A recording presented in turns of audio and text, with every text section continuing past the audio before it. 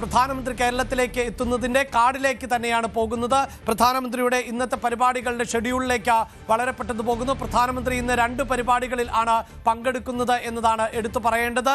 അവിടെ പ്രധാനമന്ത്രിയെ സംബന്ധിച്ചിടത്തോളം ഇന്നത്തെ 2 പരിപാടികൾ എന്നത് 2:30 ആദ്യത്തെ പരിപാടി ആരംഭിക്കുന്നു. അത് പാലക്കാട് ആണ്, കോട്ട മൈതാനത്ത് ആണ് ആദ്യത്തെ പരിപാടി എന്നതാണ് എടുത്തു പറയേണ്ടത്. ഇതിൽ ആണ് വിവിധ സ്ഥാനാർത്ഥികൾ ഉൾപ്പെടെ പങ്കെടുക്കുകയും ചെയ്യുന്നത്. പിന്നീട് തൃശ്ശൂരിലും ഇന്ന് പരിപാടിയുണ്ട്. വൈകിട്ട് 4 മണിക്ക് ആണ് തൃശ്ശൂരിൽ റോഡ് ഷോ സംഘടിപ്പിച്ചിട്ടുള്ളത്. ആ റോഡ് ഷോയിലും പ്രധാനമന്ത്രി പങ്കെടുക്കുന്നുണ്ട്. നേരത്തെ സൂചിപ്പിച്ചതുപോലെ കോയമ്പത്തൂരിൽ നിന്നാണ് പ്രധാനമന്ത്രി കേരളത്തിലേക്ക് എത്തുന്നത്. അത് പാലക്കാട്ടേക്കാണ് എത്തുന്നത്. ഹെലികോപ്റ്ററിൽ ആണ് എത്തുന്നത്. ഏതാണ്ട് 2 മണിയോടുകൂടി ആണ് ഈ പാലക്കാടേക്ക് പ്രധാനമന്ത്രി എത്തുന്നത്. അതിനുശേഷം 2:30 കൂടിയാണ് കോയമ്പത്തൂരിൽ നിന്നും ഹെലികോപ്റ്ററിൽ പാലക്കാട് എത്തിയതിനു ശേഷം ഉച്ചയ്ക്ക് 2:30 ആണ് കോട്ട മൈതാനത്തെ NDAയുടെ സമ്മേളനം നടക്കുന്നത്. അതിനുശേഷമാണ് പാലക്കാട് നിന്നും തൃശ്ശൂരിലേക്ക് പോവുക. വൈകിട്ട് 4 മണിക്ക് ആണ് റോഡ് ഷോ സംഘടിപ്പിച്ചിട്ടുള്ളത്. സ്വരാജ് റൗണ്ടിൽ ആണ് ഈ റോഡ് ഷോ സംഘടിപ്പിക്കുകയും ചെയ്തിട്ടുള്ളത്. ഇത്തരത്തിൽ ആണ് ഇന്നത്തെ പ്രധാനമന്ത്രിയുടെ കാര്യപരിപാടികൾ എന്നതാണ് പ്രേക്ഷകരോട് പങ്കുവെക്കേണ്ടത്. വിശദാംശങ്ങളുമായി CV അനുമോദും ഒപ്പം ആജ്ഞ രവീന്ദ്രനും ആണ് ചേരുന്നത്. അനുമോദ്, ആദ്യത്തെ പരിപാടി ഇന്ന് പാലക്കാടാണ്. ഏതാണ്ട് 2:30 കൂടി ആ പരിപാടി ആരംഭിക്കുമെന്ന് വേണം നമുക്ക് പ്രതീക്ഷിക്കാൻ. NDA BJP പ്രവർത്തകർ എത്രത്തോളം ആവേശത്തിലാണ്?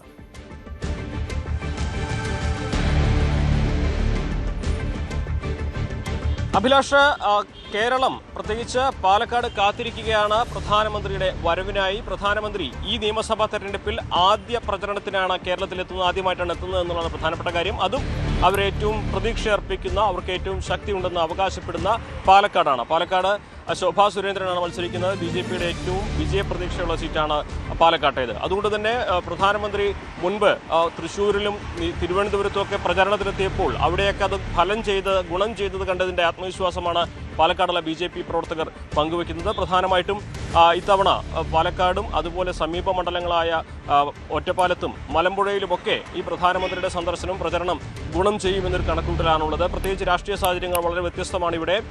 ആദ്യഘട്ടം മുതൽ BJP നേരത്തെ തന്നെ സ്ഥാനാർത്ഥി പ്രഖ്യാപനം നടത്തി, അല്ലെങ്കിൽ തീരുമാനം നടത്തി പ്രചരണത്തിലുണ്ടായിരുന്നു. രമേശ് പിഷാരടി എത്തിയതോടെ കോൺഗ്രസ് ക്യാമ്പ് സജീവമായി. അപ്രതീക്ഷിതമായിട്ട്, അതായത് ഒട്ടും പ്രതീക്ഷിക്കാത്ത ഒരു സ്ഥാനാർത്ഥിയെ ഇടതു സ്വതന്ത്രനായി NMRനെയും ഇടതുപക്ഷം പ്രഖ്യാപിച്ചു. പ്രചാരണം നല്ല രീതിയിൽ മുന്നോട്ട് പോകുന്നതിനിടെയാണ് പാലക്കാട് ഷാഫി പറമ്പലിൻ്റെയും രാഹുൽ മാങ്കൂട്ടത്തിൻ്റെയും സുഹൃത്തായ കൗൺസിലർക്കെതിരെയുള്ള ലൈംഗികാരോപണം വന്നിരിക്കുന്നത്. വീണ്ടും രാഹുൽ മാങ്കൂട്ടത്തിൽ വിഷയത്തിൽ ഏത് ഘട്ടത്തിലാണ്, ഏത് തരത്തിലാണോ പ്രതിരോധത്തിലായത്, അതേപോലെ തന്നെ കോൺഗ്രസ് പ്രതിരോധത്തിലാവുന്നൊരു സാഹചര്യം ഇത് തീർത്തിട്ടുണ്ട്. ഈ ഘട്ടത്തിൽ നരേന്ദ്രമോദി എത്തി. നേരത്തെ തന്നെ അദ്ദേഹം ഉന്നയിക്കുന്ന BJP ഉന്നയിക്കുന്ന സ്ത്രീശക്തിയും സ്ത്രീ സുരക്ഷയും ഒക്കെ പ്രസംഗത്തിൽ ഉൾപ്പെടുത്തിക്കൊണ്ടുള്ള അത്തരത്തിലൊരു പ്രചരണമാണ് നടത്തുന്നതെങ്കിൽ അത് BJPയെ പ്രതീക്ഷിക്കുന്നത് അത് വലിയ തോതിൽ തന്നെ ഗുണം ചെയ്യുന്നൊരു സാഹചര്യം തീർക്കുമെന്നുള്ളത് തന്നെയാണ്.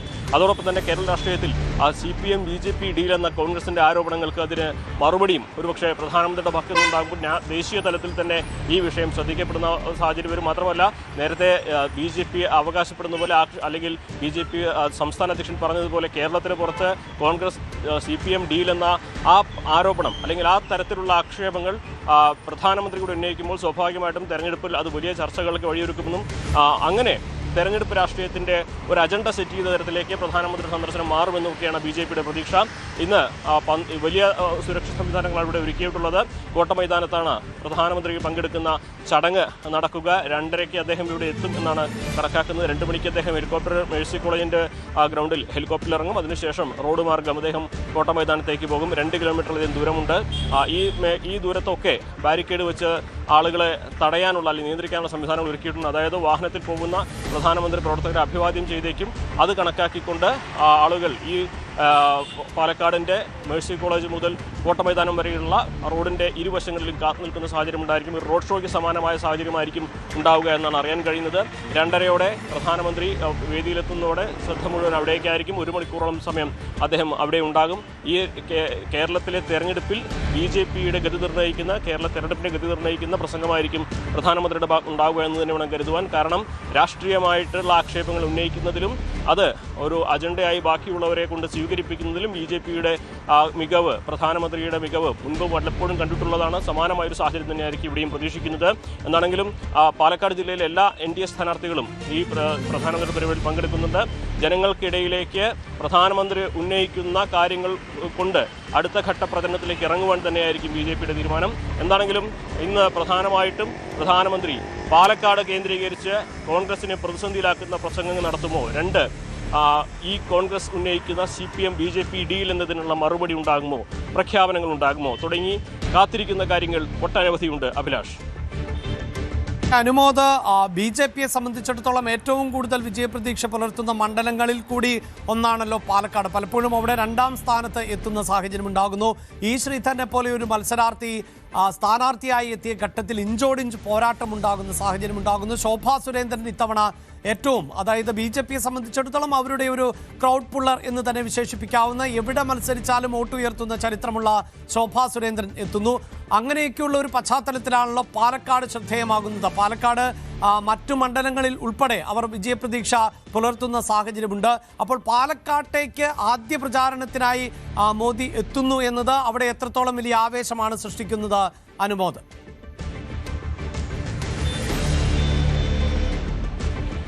ശോഭാ സുരേന്ദ്രൻ ഈ പാലക്കാട് മണ്ഡലത്തിൽ മത്സരിക്കുന്നത് തന്നെ BJPയെ സംബന്ധിച്ച് വലിയൊരു ആത്മവിശ്വാസം നൽകുന്ന സാഹചര്യം തീർത്തിട്ടുണ്ട്. ഒന്നാമത് ശോഭാ സുരേന്ദ്രൻ എപ്പോഴും ഈ ലൈംഗികാരോപണ കേസുമായി ബന്ധപ്പെട്ട രാഹുൽ മാങ്കൂട്ടത്തിനെതിരെ ശക്തമായ പ്രതിഷേധവും പ്രതിരോധവും തീർത്ത വ്യക്തി കൂടിയാണ്. അപ്പോൾ ആ തരത്തിലുള്ള പോരാട്ടങ്ങളും ആ തരത്തിലുള്ള പ്രചാരണങ്ങളും ശോഭാ സുരേന്ദ്രൻ നടത്തുമ്പോൾ അതിന് സ്ത്രീകൾക്കിടയിൽ കിട്ടുന്ന സ്വീകാര്യത അത് വലിയൊരു ഘടകമാണ്. അതിനപ്പുറം പാർട്ടി ഭേദമന്യേ എല്ലാ സ്ത്രീകളും ശോഭാ സുരേന്ദ്രനൊപ്പം നിൽക്കുന്ന ഒരു കണക്കൂട്ടൽ BJPയുടെ ഭാഗത്തുനിന്നുണ്ട്. കാരണം അത് അവരുടെ വ്യക്തിപരമായിട്ടുള്ള ഒരു ഓറ, അവരുടെ ഒരു മികവ്, അവർക്ക് സ്വീകാര്യത, ഇതൊക്കെ തന്നെ BJPയെ സംബന്ധിച്ച് ശോഭാ സുരേന്ദ്രൻ ഇത്തവണ അത്ഭുതം പാലക്കാട് തീർക്കുമെന്ന ആത്മവിശ്വാസം പങ്കുവെക്കുന്നതിന് കാരണമായിട്ടുണ്ട്. അതുപോലെ തന്നെ നരേന്ദ്രമോദി കൂടി എത്തുമ്പോൾ, നരേന്ദ്രമോദി ആദ്യമായിട്ടല്ല ശോഭാ സുരേന്ദ്രൻ്റെ ഒരു പ്രചരണത്തിനായിട്ട് ഇവിടെ എത്തുന്നത്. കഴിഞ്ഞ ലോക്സഭാ തെരഞ്ഞെടുപ്പിലൊക്കെ നമ്മൾ കണ്ടതാണ്. അപ്പോൾ പ്രധാനപ്പെട്ട ഒരു ദിവസം, ഈ തെരഞ്ഞെടുപ്പിൻ്റെ ഏറ്റവും നിർണായകമായ ഘട്ടത്തിൽ പ്രധാനമന്ത്രി പാലക്കാടെത്തി രാഷ്ട്രീയ പ്രചരണത്തിന് നേതൃത്വം കൊടുക്കുന്നു എന്നുള്ളത് BJPയെ സംബന്ധിച്ച് അത് വലിയ ഒരു ഊർജം നൽകുന്ന ഒരു ഘടകം തന്നെയാണ്. കാരണം പ്രത്യേകിച്ച് പാലക്കാട് BJPയെ സംബന്ധിച്ച് അവർക്ക് അവരോട് ആഭിമുഖ്യമുള്ള, അവരോട് താല്പര്യമുള്ള വോട്ടർമാർ ഒട്ടേറെ ഉള്ളൊരു മേഖലയിൽ പ്രധാനമന്ത്രിയെ പോലെ സർവ്വസ്വീകാരനായ ഒരു വ്യക്തി പ്രചാരണത്തിന് നേതൃത്വം കൊടുക്കുക എന്നുള്ളത് BJPയെ സംബന്ധിച്ച് ഈ തെരഞ്ഞെടുപ്പിൽ അവർക്ക് മുന്നോട്ട് വയ്ക്കാവുന്നതിൽ ഏറ്റവും മികച്ച ഒരു പ്രചരണ തന്ത്രം തന്നെയാണ്. സ്വാഭാവികമായിട്ടും അദ്ദേഹത്തിൻ്റെ ഭാഗത്തുള്ള പ്രഖ്യാപനങ്ങൾ അത് രണ്ട് തരത്തിൽ, ഒന്ന് വികസനം സംബന്ധിച്ച്, രണ്ട് സ്ത്രീ സുരക്ഷ സംബന്ധിച്ച്, ഇത് രണ്ടിലും അദ്ദേഹത്തിൻ്റെ ഭാഗത്തുള്ള പ്രഖ്യാപനങ്ങൾ മണ്ഡലത്തിൽ വലിയ ഒരു ചലനം തീർക്കുന്ന സാഹചര്യം തന്നെയായിരിക്കും ഉണ്ടാവുക. കേന്ദ്രത്തിൽ BJP ഭരിക്കുമ്പോൾ മണ്ഡലത്തിൽ BJPയുടെ പ്രതിനിധിയായ ശോഭാ സുരേന്ദ്രൻ ഉണ്ടെങ്കിൽ അത് വികസന കാര്യത്തിൽ വലിയ മാറ്റങ്ങൾ തീർക്കാൻ വഴിയൊരുക്കുമെന്നൊരു പ്രചരണം അത് ജനങ്ങൾ സ്വീകരിക്കുമെന്നൊരു കണക്കൂട്ടലാണ് BJPയെ സംബന്ധിച്ചുള്ളത്. എന്നാണെങ്കിലും അല്പസമയത്തിന് ശേഷം ഈ കോട്ട മൈതാനത്തേക്കുള്ള പ്രവർത്തകരുടെ ഒഴുക്ക് തുടങ്ങും. 12 മണിയോടെ ആണ് അവരെ മൈതാനത്തേക്ക് കടത്തിവിടാൻ അനുവാദം നൽകിയിട്ടുള്ളത്. വലിയ സുരക്ഷ മേഖലയിൽ ഒരുക്കിയിട്ടുണ്ട്. അതുകൊണ്ട് തന്നെ ഇനിയുള്ള മണിക്കൂറുകളിൽ പാലക്കാടേക്ക് BJP പ്രവർത്തകരുടെ വലിയ ഒരു ഒഴുക്കായിരിക്കും നമുക്ക് കാണാനാവുക. യെസ്, ഈ നിലയിലാണ് പാലക്കാടേക്ക് പ്രധാനമന്ത്രി എത്തുമ്പോൾ അവിടുത്തെ ആവേശമെങ്കിൽ തൃശ്ശൂരിൽ ആണ് ഇന്ന് പ്രധാനമന്ത്രിയുടെ രണ്ടാമത്തെ പരിപാടി. അവിടെയാണ് സ്വരാജ് റൗണ്ടിൽ ഇന്ന് റോഡ് ഷോ അടക്കം നടക്കുമ്പോൾ അവിടെയും സ്ഥാനാർത്ഥികൾ എല്ലാവരും എത്തുന്നു എന്നുള്ളതാണ്. ആജ്ഞ രവീന്ദ്രൻ ആണ് ആ വാർത്തയുടെ വിശദാംശങ്ങളുമായി ചേരുന്നത്. ആജ്ഞ, ഒരുപക്ഷെ പാലക്കാട് പോലെ തന്നെ BJPക്ക് പ്രധാനപ്പെട്ട മത്സരം നടക്കുന്നത് തൃശ്ശൂരാണ് എന്ന് പറയാം. ലോക്സഭാ തെരഞ്ഞെടുപ്പിൽ തൃശ്ശൂരിങ് എടുത്തിരുന്നു എന്നതും എടുത്തു പറയേണ്ടതാണ്, പ്രത്യേകിച്ച് സുരേഷ് ഗോപിയിലൂടെ. അതിനുശേഷം ഇതാ നിയമസഭാ പോരാട്ടത്തിലേക്ക് ഇറങ്ങുമ്പോൾ അവിടെ പത്മജ വേണുഗോപാലിനെ പോലെ കോൺഗ്രസിൽ നിന്ന് അടർത്തിയെടുത്ത നേതാക്കൾ ഉൾപ്പെടെ പോരാട്ടത്തിന് ഇറങ്ങുന്ന പശ്ചാത്തലം ആണ് ഉള്ളത്. അപ്പോൾ BJPക്ക് വേരുറപ്പുള്ള വോട്ട് വിഹിതം വർദ്ധിപ്പിക്കാൻ കഴിയുന്ന അടുത്ത ജില്ല ആയി തൃശ്ശൂരിനെ പരിഗണിക്കുകയും അവിടെ തൃശ്ശൂരിലേക്ക് പ്രധാനമന്ത്രി എത്തുകയും ചെയ്യുമ്പോൾ എത്രത്തോളം ആവേശത്തിലാണ് അണികളും പ്രവർത്തകരും?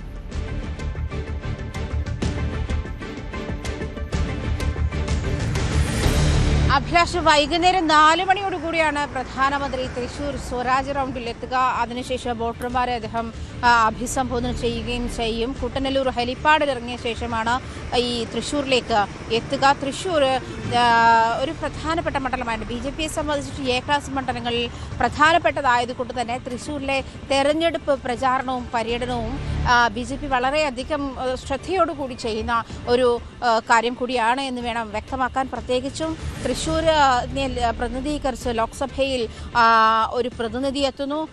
അത് കേന്ദ്രമന്ത്രി സുരേഷ് ഗോപി എത്തുന്നു. സുരേഷ് ഗോപിക്ക് ഇതുമായി ബന്ധപ്പെട്ട് തെരഞ്ഞെടുപ്പുമായി ബന്ധപ്പെട്ടും പ്രധാനമന്ത്രി എത്തുന്നതുമായി ബന്ധപ്പെട്ടുള്ള ചുമതലകളുണ്ട്.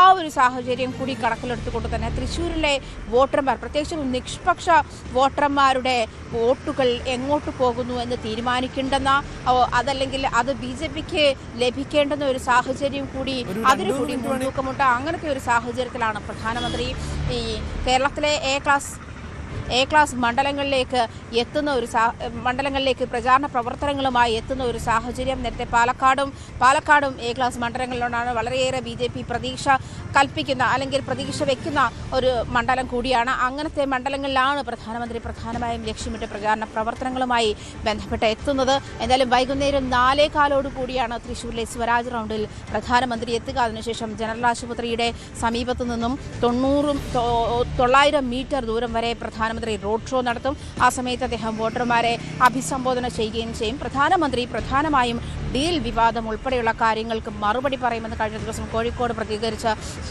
കേന്ദ്രമന്ത്രി സുരേഷ് ഗോപി അതുമായി ബന്ധപ്പെട്ട ഒരു പ്രതികരണം നടത്തി. ഇത്തരം കാര്യങ്ങൾക്ക്, അതായത് BJP CPM ഡീൽ വിവാദത്തെപ്പറ്റി, കോൺഗ്രസ് ഉന്നയിക്കുന്ന ഡീൽ വിവാദത്തെപ്പറ്റി വ്യക്തതയുണ്ടാക്കും. പ്രധാനമന്ത്രി അക്കാര്യത്തിൽ മറുപടി പറയുമെന്നായിരുന്നു അത്തരത്തിൽ കേന്ദ്രമന്ത്രി പ്രതികരിച്ചത്. ഒരു പക്ഷേ അതിനും ഉള്ള മറുപടിയും ഈ തെരഞ്ഞെടുപ്പ് പ്രചാരണവുമായി ബന്ധപ്പെട്ട തൃശ്ശൂരിനെ എങ്ങനെയാണ് വികസന മുന്നേറ്റം നടത്തുന്നത്, തൃശ്ശൂരിൽ എന്താണ് നിയമസഭയുമായി ബന്ധപ്പെട്ട അല്ലെങ്കിൽ നിയമസഭാ മണ്ഡലം എന്നുള്ള നിലയിൽ തൃശ്ശൂരിന് ഏത് തരത്തിലുള്ള മുന്നേറ്റമാണ് മുന്നോട്ട് വയ്ക്കാൻ കഴിയുക എന്ന് പ്രധാനമന്ത്രി ഒരു പക്ഷേ അതിൻ്റെ ഒരു കൃത്യമായ ചിത്രം തന്നെ പ്രധാനമന്ത്രി നൽകുമെന്നാണ്. അതിൽ തൃശ്ശൂരിലെ ജനങ്ങൾ അത്തരം ഒരു ആകാംക്ഷയിൽ കൂടിയാണ്. അതിലുപരി പ്രധാനമന്ത്രി കേരളത്തിലേക്ക് എത്തുന്നു എന്നുള്ളതാണ്.